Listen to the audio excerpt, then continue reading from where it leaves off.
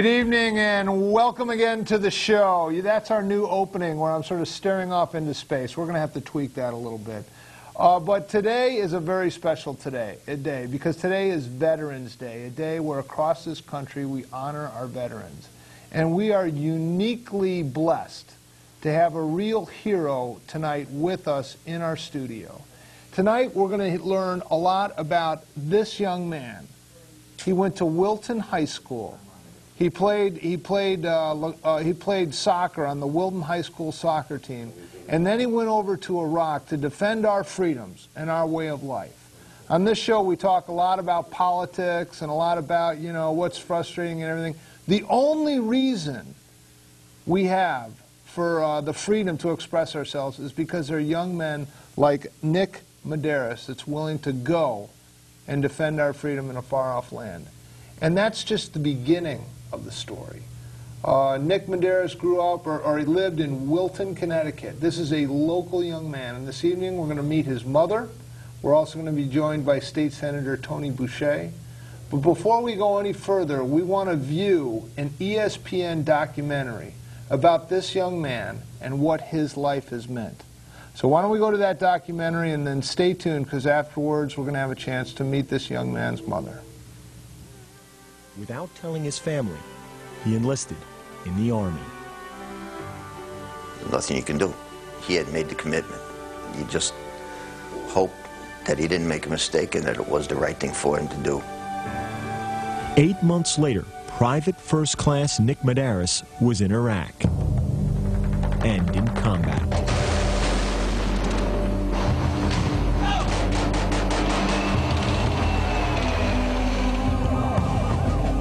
Far from home, amidst the danger and chaos, Medeiros found one thing familiar: children playing soccer. And he wanted to help them. He was amazed at some of the things they could do. He just asked me this, if I had any old balls I could find to send over and he could give to the kids. Nick's father hoped to ship the balls out when Nick returned to Iraq after spending 2 weeks on leave with his parents, his brother Christopher, and his sister Marie in the summer of 2006. He looked like a new person. I mean, he obviously didn't want to go back, but he knew he had to, and he was going to do it either way, so. At the airport, the Medeiros family faced a difficult goodbye. He kept looking back. My wife swears he knew he wasn't coming home. She says he had that look. But he never hesitated. 2 months later, September 3rd, 2006. While on patrol in Bakuba, Iraq, Private First Class Nick Medeiros was killed by a roadside bomb. He was 19 years old.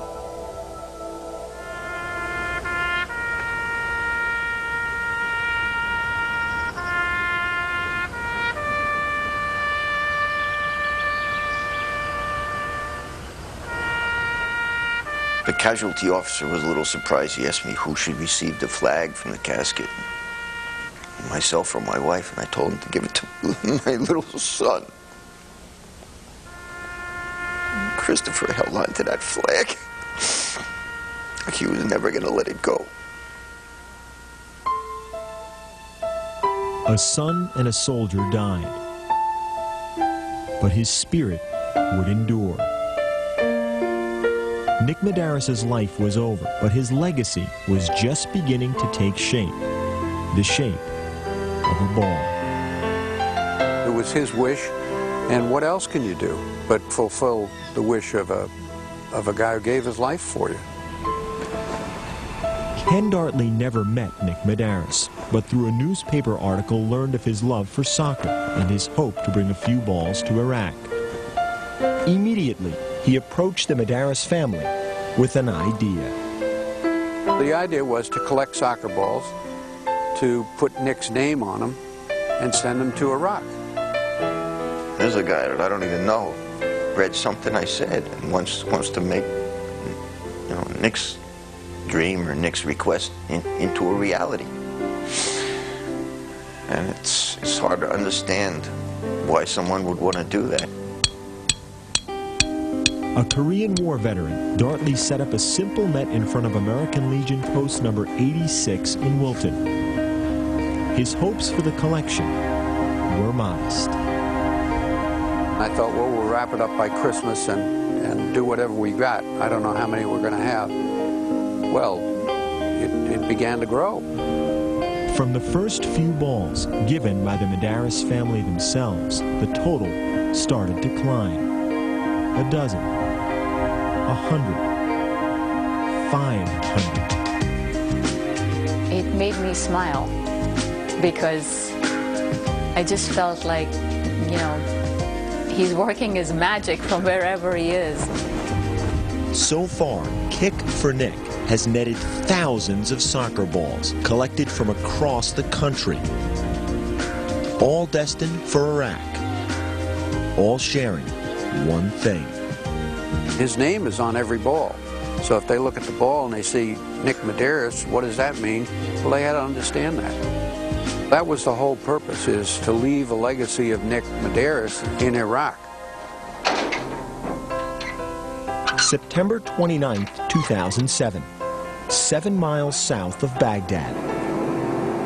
An American military convoy heads for the Iraqi village of Koresh. They carry a unique shipment.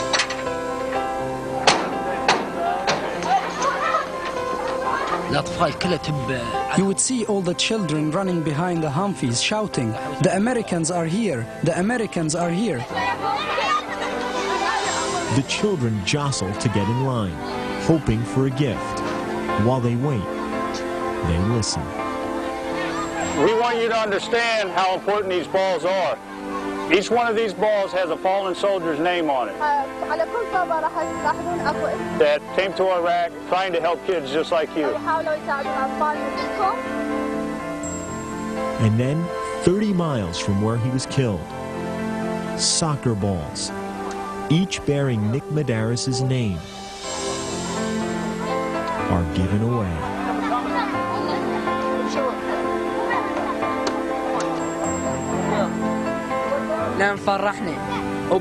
He gave us these soccer balls and made us happy. He lives here in our hearts. We're very happy with the soccer balls, and we will always cherish them.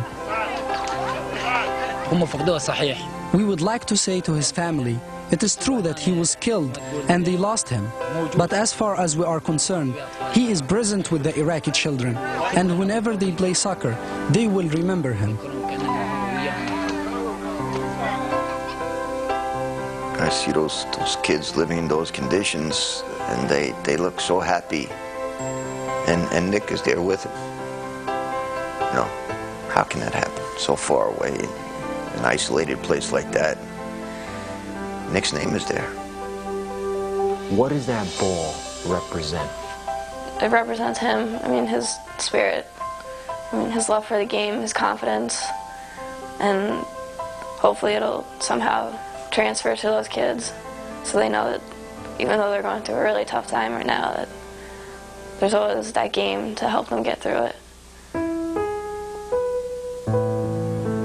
A world away, children he'll never meet play a game in his spirit. Here in Wilton, Connecticut, they play on a field honoring his name, surrounded by his memory, sharing his legacy. Nick would be dumbfounded to think that because of him, people made this kind of an effort just on something he mentioned that he would like to see happen. He would never believe it. He would have been overjoyed. Tom Rinaldi reporting on what a legacy Medeiros has left. Over the weekend, a series of soccer clinics, tournaments were held at Iraq's National Stadium. Events included children's games and actually a tournament between Iraqi security forces and coalition troops. The soccer ball sent. Wow. there you have it. That is quite a compelling story. And this evening I'm honored, I'm humbled to have in our studio Shalani Medeiros, Nick's mother. And I just want to thank you so much for coming out and just sharing a little bit about Nick and about his story, because it is truly just, it's humbling to see it in a way. It's utterly heartbreaking. But what you've been able to do as a result of all this is just a courageous story. And I thank you for coming out. I really do. Thank you. I just want to first ask a little bit, if you could just tell us a little bit about your son. And periodically I'm going to be holding up some pictures as we go. But what are your remembrances of your son growing up and so forth? Nick was a quiet child. He had a great sense of humor. He could make a funny joke about anything. His biggest passion and love was soccer. And oddly enough, when we moved into this country, he actually didn't care for it that much. I had to push him out of bed and drag him onto the soccer field and push him in the right direction. But over time, he grew to love it. He loved it so much that he started coaching when he was a very young person. He was, I think, in 7th grade when he started assistant coaching. And then by 8th grade, he was taking on teams. And by 9th grade, all the way through graduation, he was volunteer coached the youth soccer program for Wilton. Okay. And he refereed as well. It was interesting, as I was doing some reading about your son, there were parents of the youth that played on his soccer team that said something similar to what you said, that they didn't want to have anything to do with soccer, but when your son came along, the phrase they use constantly is he made it fun. It was a joy playing when Nick was there. He did. He was one of the guys. He was one of the little guys, but yet they had the respect for him as a coach. And, you know, he always had he was a high school kid. He had his crazy haircuts and, you know, his flower shorts and flip-flops, and came with his cutaway sleeves.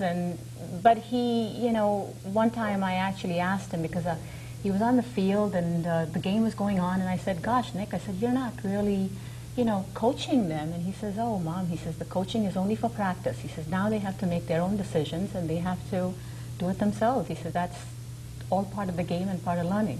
Wow. So there were some parents that never believed that their children would actually make it to high school soccer. And after playing on Nick's team a couple of seasons, I had a couple of moms come to me and said, you know, we'd never have believed it, but it was Nick who actually changed them to believe in themselves. Wow. So even at this age, he had a sense that there was something magic about sports, something that was empowering, something that could really have a positive influence on people's lives. You mentioned something, you said something, that Nick said, Mom, they've got to make their own decisions and think for themselves. Now that is a question I've been dying to ask you. Your son, he graduated from Wilton High School, and then he went down to the Army recruiter's office and signed on the dotted line and came home and said what? How did this happen?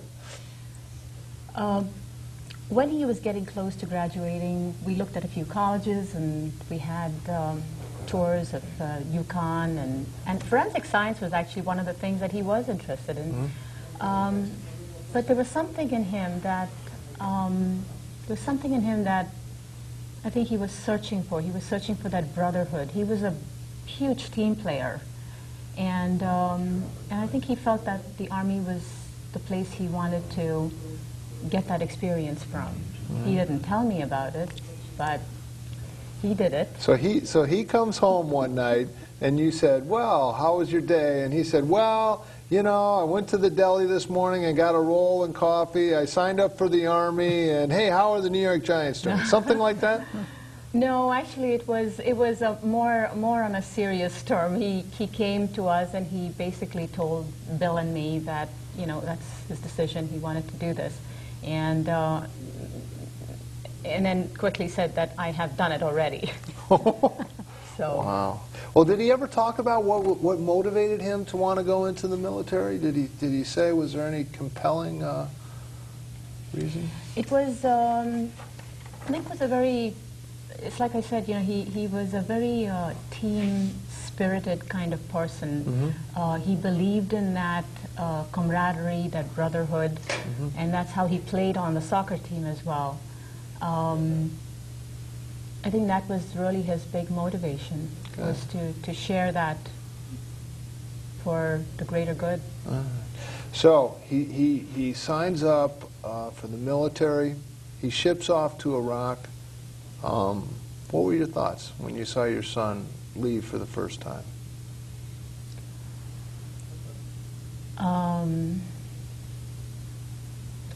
It was hard. It was very hard. When he left for boot camp, he actually left on 4th of July and of 2005, and it was hard to see him go. I have a son myself, and we talked about this before, but he's in ROTC in the Navy, and my wife has some of the same sort of emotions, you know, and the same thing, you know, it seems he has a desire to serve. The idea of working together on a team is compelling, so it's interesting. All right, now, if it's not too difficult to talk about, he goes off for his first tour in Iraq. I read some of the comments made by guys that had worked with him in his platoon or in his army organization, and said what a calming influence he had on the rest. He came home on leave, and then he goes back, and tragically he loses his life for his country. He came home. His battalion actually shipped out November of 2005. He finished his training at Fort Benning. It was October. His birthday was October 21st, and 2 days after that he graduated Fort Benning. And then he went to Colorado. He was stationed in Fort Carson. His battalion shipped out November of that year, and they kept him back till, I think, he left around mid-January. And he got to come home on leave end of July. It's exactly 2 weeks. August 3rd he left to go back to Iraq. And it was exactly to the day that he was killed after, September the 3rd. State Senator Tony Boucher, you're here as well, and I thank you very much for joining us, because afterwards, when there was the memorial service, I know you spoke at that, and then after that there was a desire, it seems, on your part and on your husband's part to somehow find something of value and positive. What was the thinking behind starting this program, Kick for Nick? And by the way, if we can put that website up, Kick for Nick, that's the one website that you can get all the links for all the things that we're about to talk about as far as what Nick was involved with. But walk us through that a little bit, and then also how you were able to help with that, Tony. Nick was passionate about soccer. When he came home on leave, he noticed, that was one thing that he noticed, that the children there had incredible talent. You know, they would play with rocks and cloth balls and tin cans, and they would do these foot skills, and Nick was a coach, so he recognized the talent, you know, and I guess if all of the sports were to put one, you know, how we treat all of the sports here, basketball, football, you know, soccer, baseball, it's all soccer for them. Soccer is it. Yes, it is. It is for them. They are. I remember some of the news coverage when Iraq, they were playing World Cup qualifying games, and it's almost as if they said, "Hey, well, you know, time out on the whole war thing. We got to go watch soccer." And combat came to a halt, and the whole country was obsessed with soccer. A good thing too. Yeah. It seems like it's a more peaceful activity. Yeah. And so he asked us to send him some soccer balls. You know, he never got the chance to distribute it himself. But we got a call from a gentleman who is a member of the American Legion in Wilton, Ken Dartley, and he said, do you mind if I send the soccer balls, because it was in the news at the time. And we thought that was just wonderful that somebody picked up on something like that that was so personal to Nick. Yeah, and that was a gentleman in the ESPN footage that we saw. Right. That's right. And it's interesting because he says, well, you know, I thought maybe we'd send over a couple hundred soccer balls and we'd wrap this thing up by Christmas, but it seemed like it turned into a lot more than that. There's one thing, you talked a little bit about Nick and his program, and I want to have both these pictures side by side if we can get them, because I think this is interesting. You want me to go over here? Or this is fine, all right. That these are the youth soccer uniforms with Nick in Wilton, Connecticut, if we can get that. There's Nick. This is one of his, I guess, a number of youth soccer teams. Yes. So this is the uniforms that they had. And then you can see how the same uniforms are being worn by children now in Iraq. I guess they throw in a few jerseys with all the soccer balls as well. And you can see the positive influence he saw here in Wilton, Connecticut, and that's being translated there. That's so true. That's so true. You know, he went there to serve his country. He was very proud of it. I mean, he got off the plane, he came in his uniform, and he looked so amazingly handsome. And you know, the first thing he did was actually walk through the school. He went to his school. To Wilton? To Wilton High, okay. And he went into Cider Mill, too, because at the time his little brother was in 4th grade.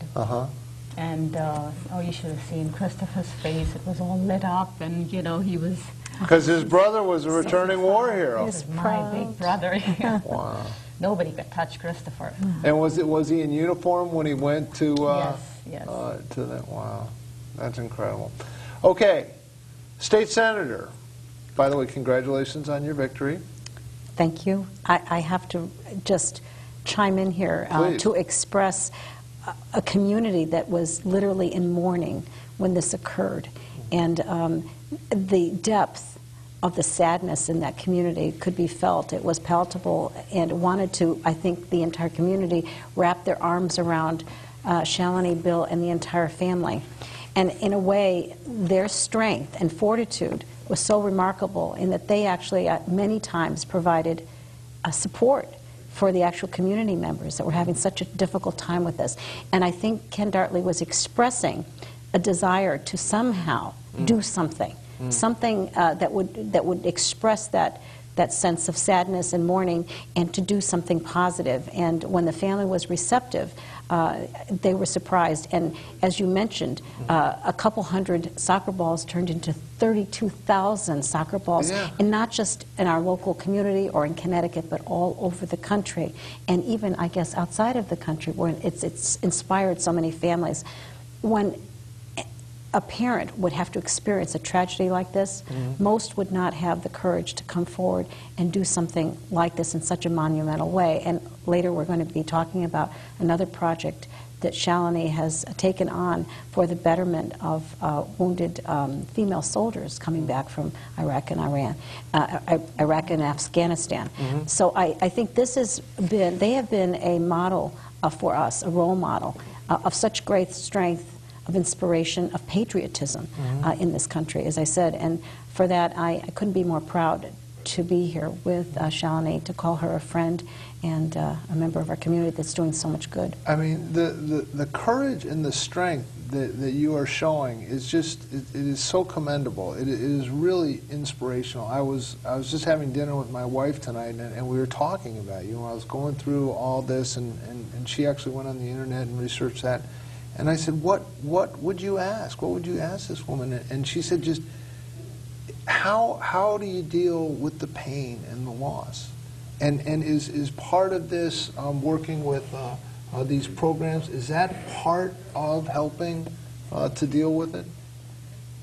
You know, Nick has inspired all of this in us.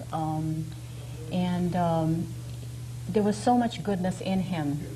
And to be able to, how do you take something so good and make it better to honor his spirit, Right. to honor his, you know, his action of generosity. It was by giving that back. He wanted to see the children of Iraq, the ones he encountered, he wanted to see them happy. Right. He knew by giving them the soccer ball that would make them happy. And my husband has a great deal to do with, he spends many nights packing those balls and deflating the balls. Yeah. You know, 32,500 is a lot of balls. I was noticing a little bit, you deflate the balls, Yes. then you put a shrink wrap on it of some sort, and Yeah. then you put it into boxes. In the boxes, and then you take Yeah. them and mail them, and it's a whole thing. But you know, just that spirit of generosity and kindness, I think, has been so strong that the community has been able to feel it too. And that is why nationwide we've had soccer ball collections.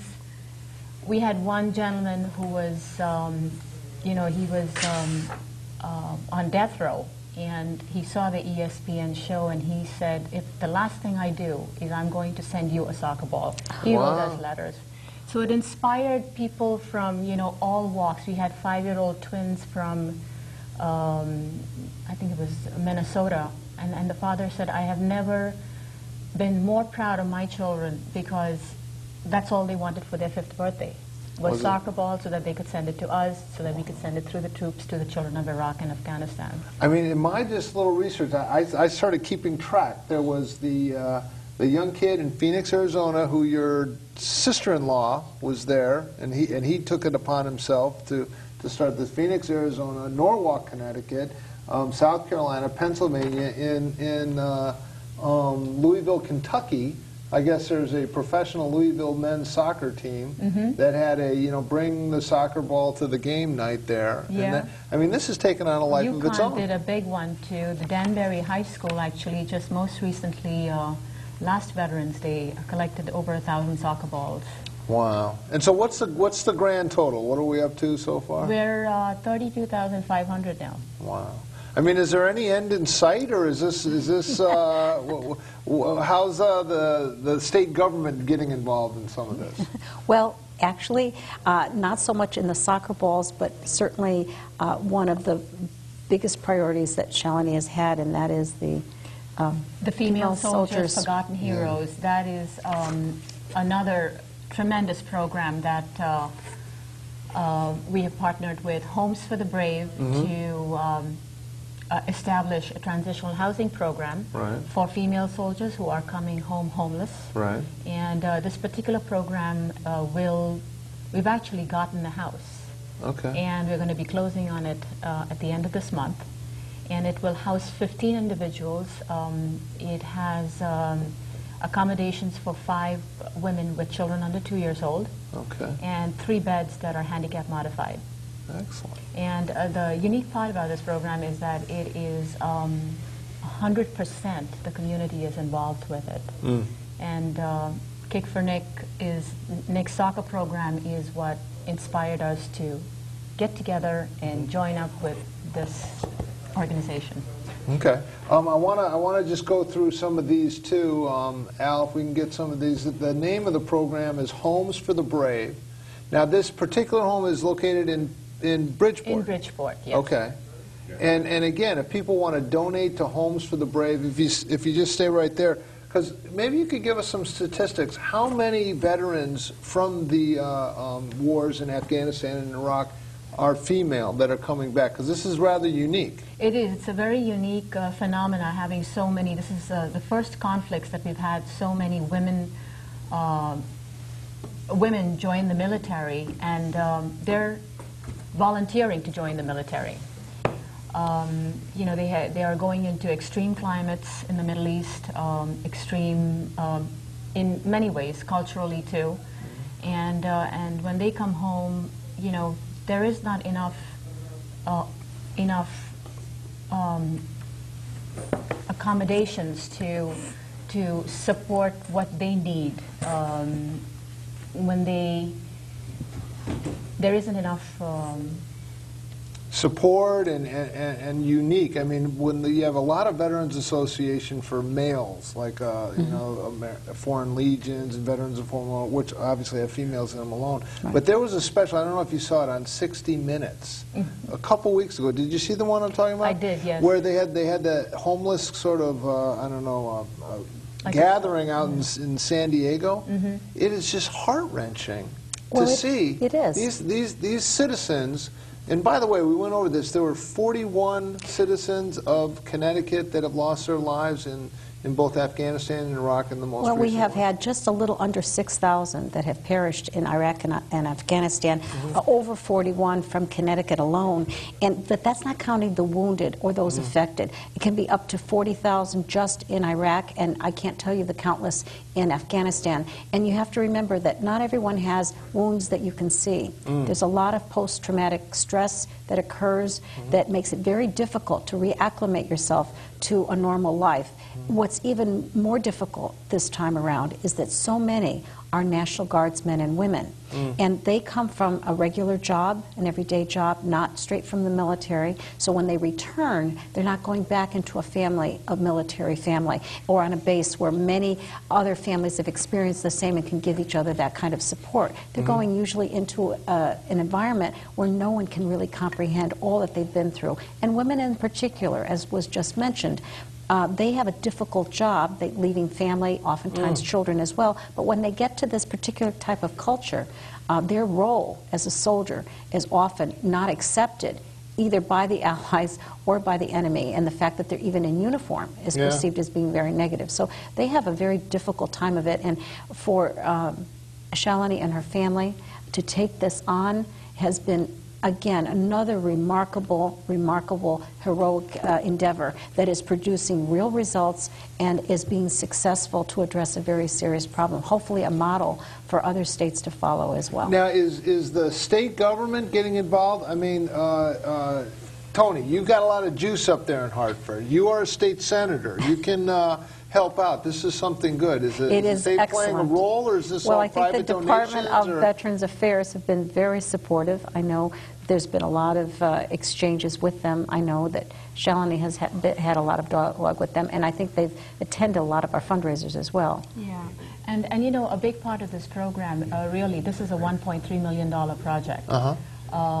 We started off just knowing that there was a need. We partnered with Homes for the Brave, and we recognized the need, that there were homeless soldiers coming home, women, and some of them with children under 2.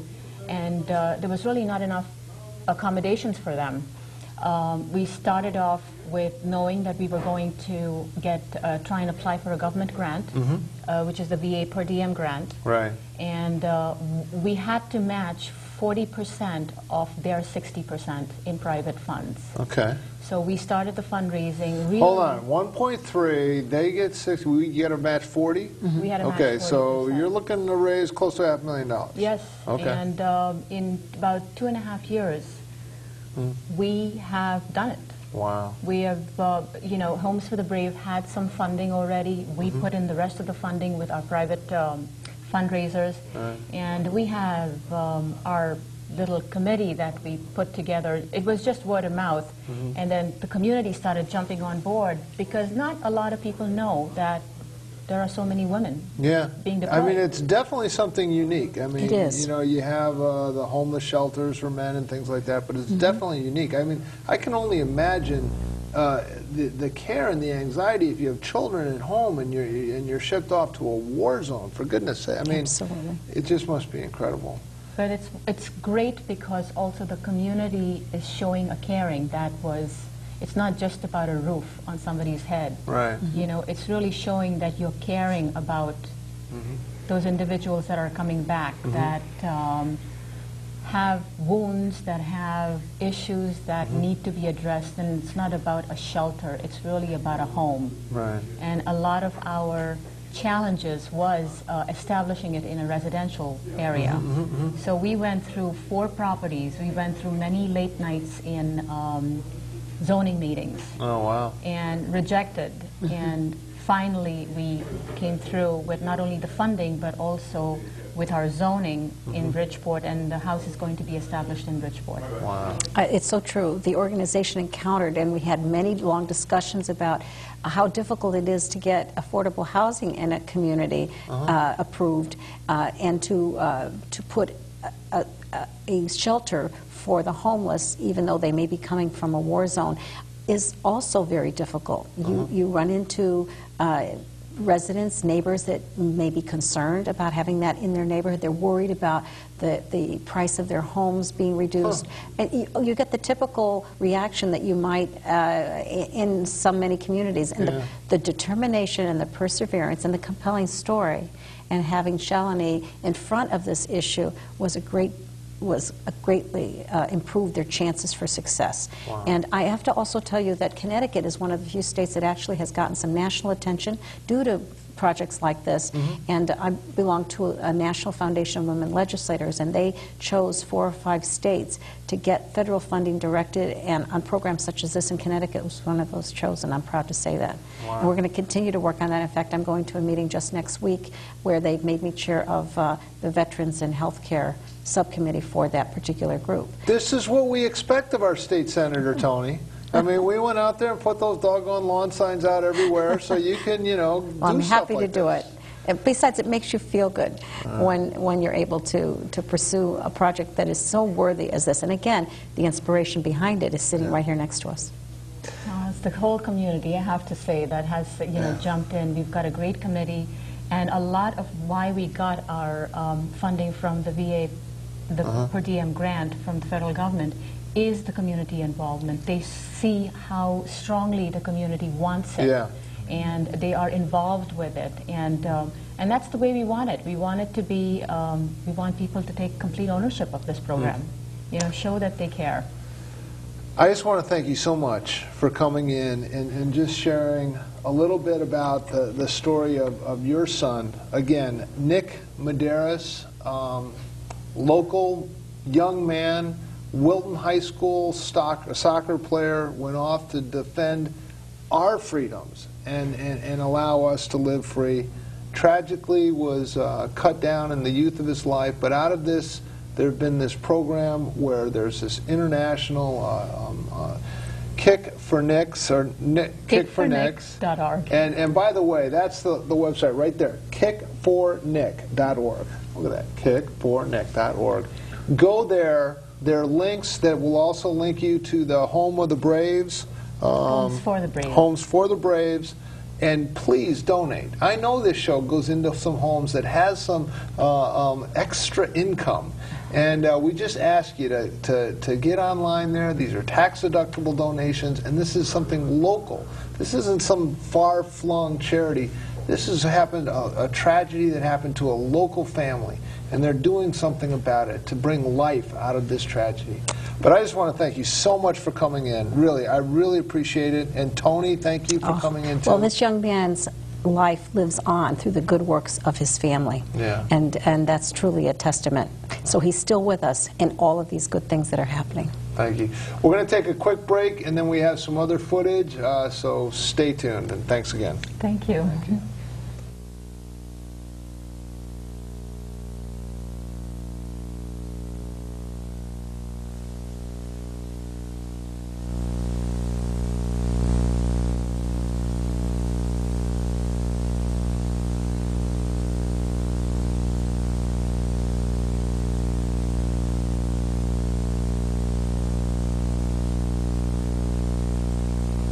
Did you know that Comcast Cable provides a professional television studio to the public, along with the equipment and training necessary to produce your very own TV show?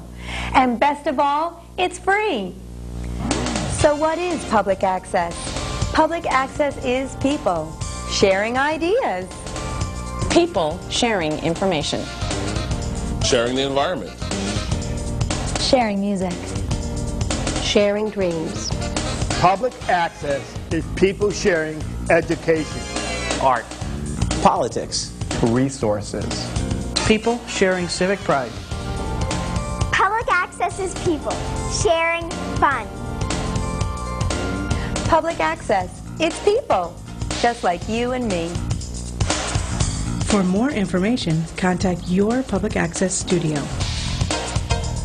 See you on TV. Well, we're back to the show. This being Veterans Day, in addition to our incredibly emotional and heroic guests, we also shot some video of some local veterans in a VFW hall. We went and toured some of the memorials to veterans right here, and we ended at the Southern Connecticut or Southern New England Military Museum.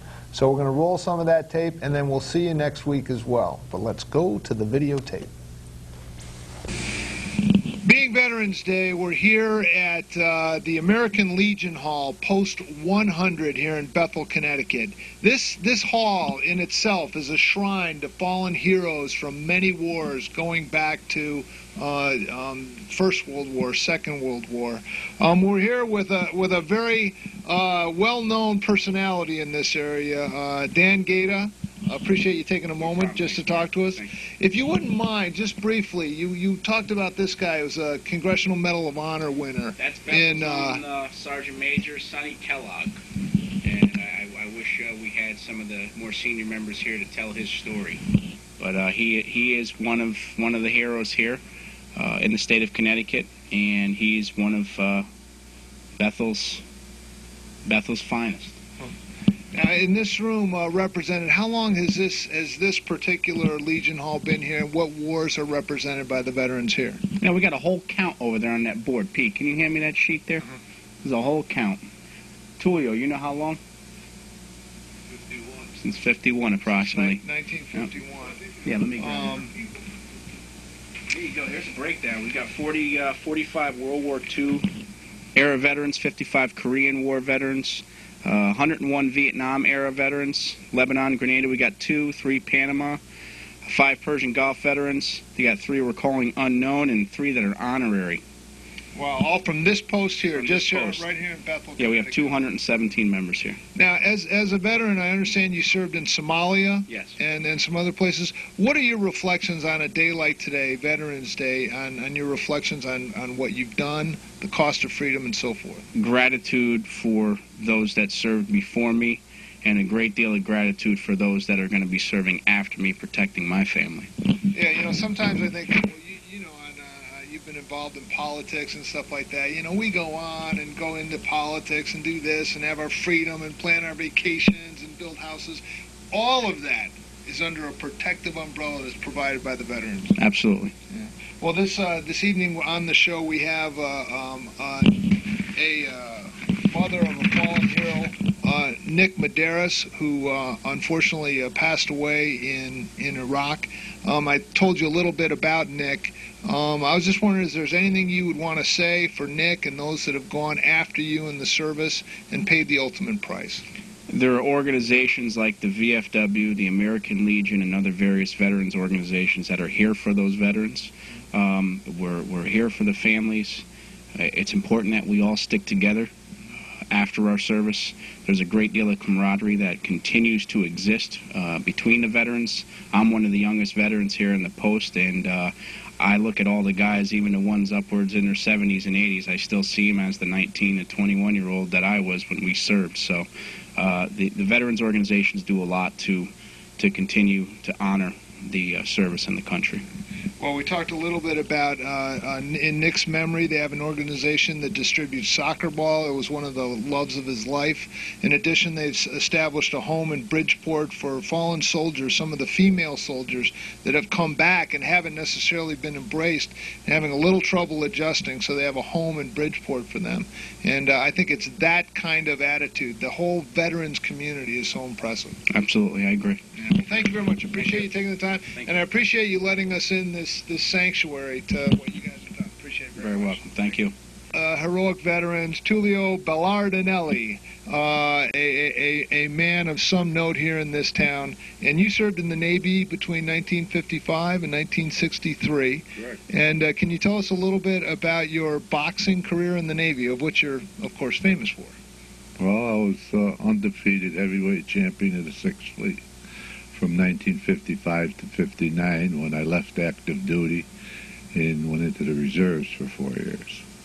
Very good. Now, as you know, today's Veterans Day. What are your reflections when you consider all the veterans that have gone before and what they've afforded to really America?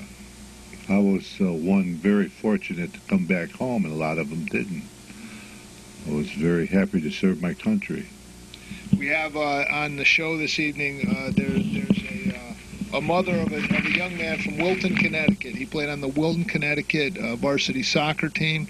He went over to Iraq and served his country, and then my understanding is on his second tour of duty, he recognized that the kids there really had a love for soccer. He played on the varsity soccer team. So he brought soccer balls over there. Unfortunately, he passed away. But they've established an organization called Kicks for Nick, and they've distributed over 30,000 soccer balls so far with his name on them. What would you say to that mother and just the reaction to what happened in their life? I think it's great what she's doing. I can understand what she's going through, Mr. and Mrs. Medeiros. I lost a 19-year-old cousin in the Second World War, and it was toward the end of the war when the war was over and he got shot in Germany. And I can understand what she's going through. Yeah. I knew what my aunt and uncle went through. Well, I just want to thank you on behalf of a grateful nation for your service. That's quite a grip. I would imagine I wouldn't want a left hook out of that. But thank you very much. Appreciate you very much. Pete Rolfe, you served in the U.S. Navy on the USS Forrestal between 69 and 70. And what are your reflections about your time in the service on this Veterans Day? Really just grateful to be here.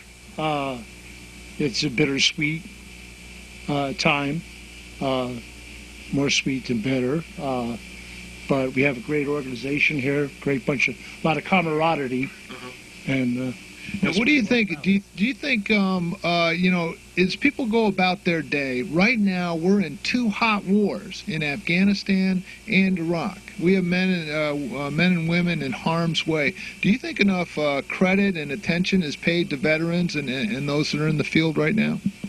I think they're coming around. I think that it's come around. It's a lot better than it was during the Vietnam era. Yeah. I mean, you hear stories about Vietnam veterans that came back, and it was a very contentious time, but they would wear their uniform as they came back and went through airports and were not well received, and they decided to put their uniform aside.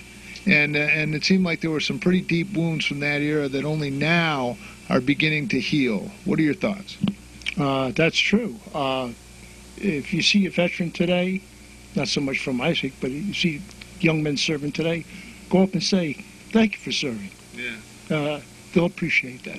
I agree. I think America as a society learned its lesson a bit from that era, the era that you served.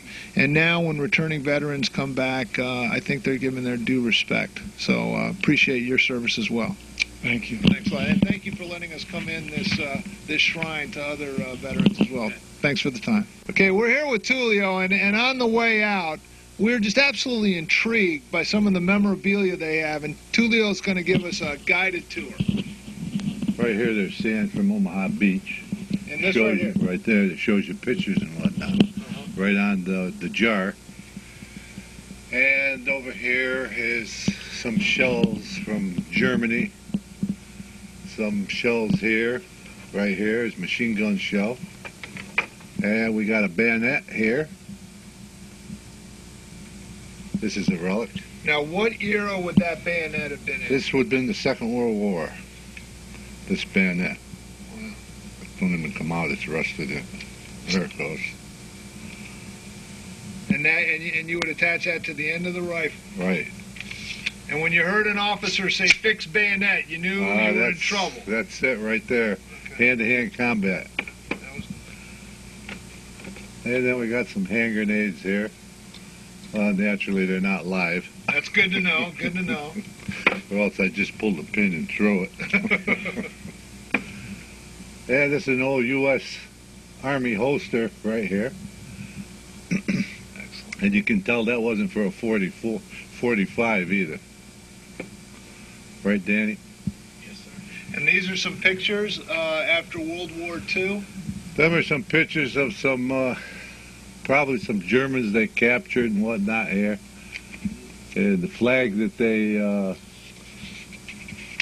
grabbed. A liberated flag. Right. Well, here you have a lot of memorabilia from a lot of men in this area that put themselves in harm's way so we can enjoy the freedoms we do. So thank you very much again for letting us in here. You're welcome. And now we'll go back to the studio.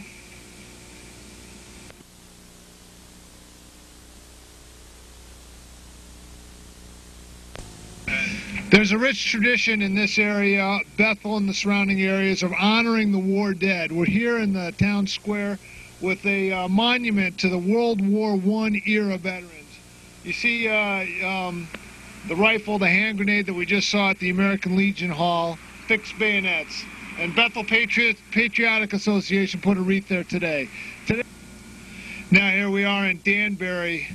Everyone knows the War Memorial. You come here, you play basketball, there are all kinds of events, but it's really about the veterans that paid the ultimate price. Here are the veterans, the men and women of Danbury who served and died in World War II.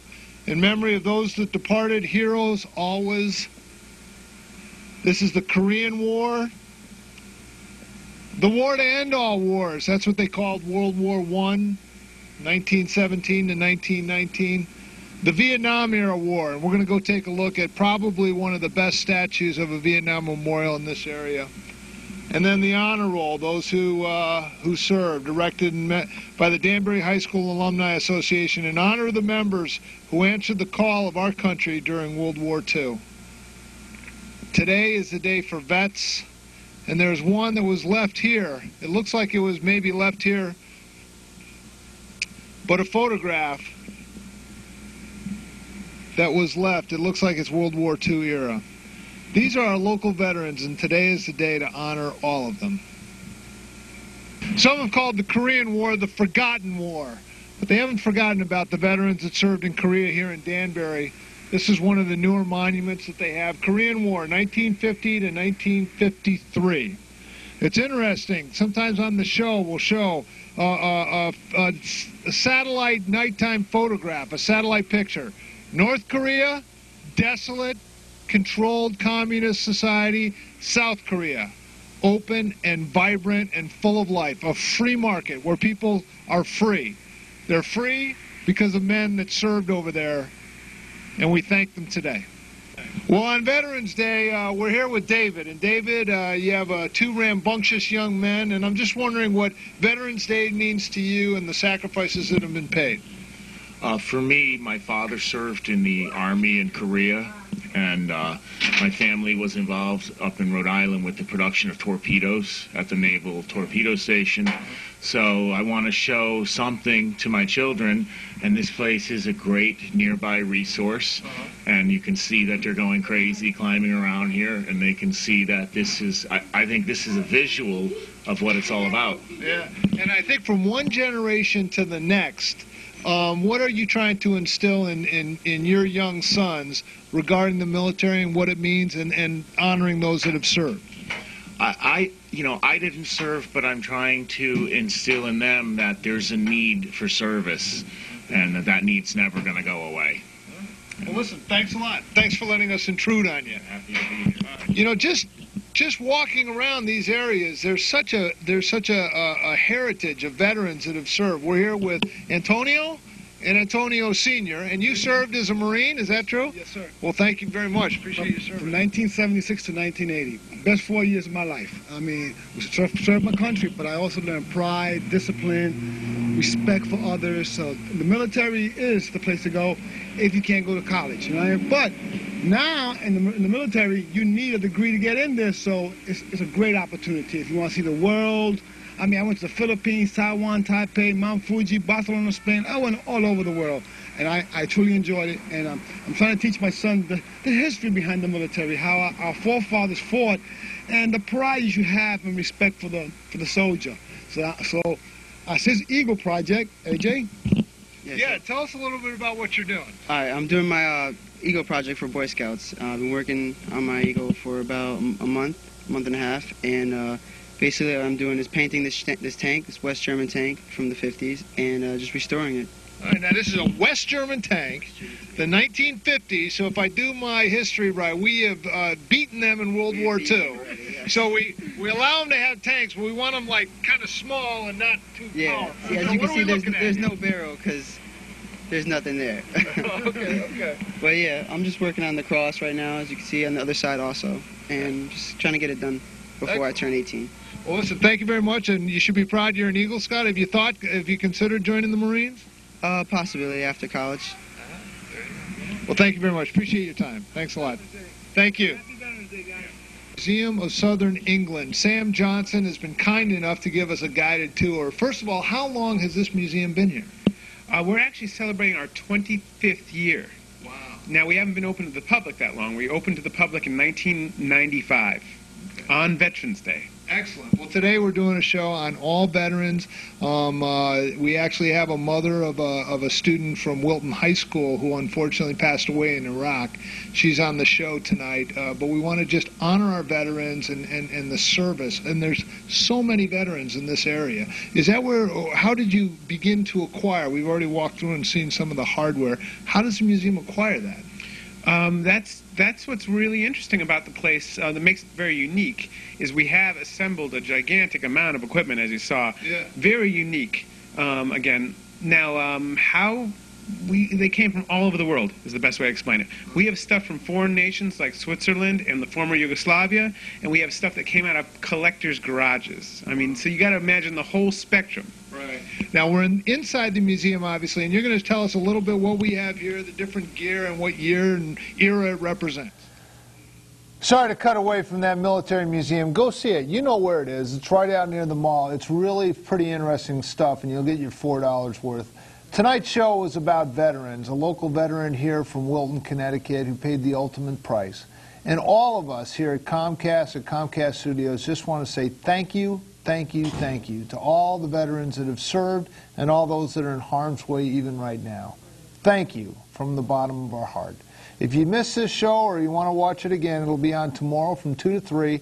Also on Cablevision, Channel 28 from 4:30 to 5:30 on Wednesdays. Remember, kickfornick.org. Donate some money. This is a worthy cause. Thanks for joining us. Next week, we're going to have a Thanksgiving show. We might have live turkeys right here on the set. Hey, wait a minute. I think we'll see you next week. Thanks for joining us.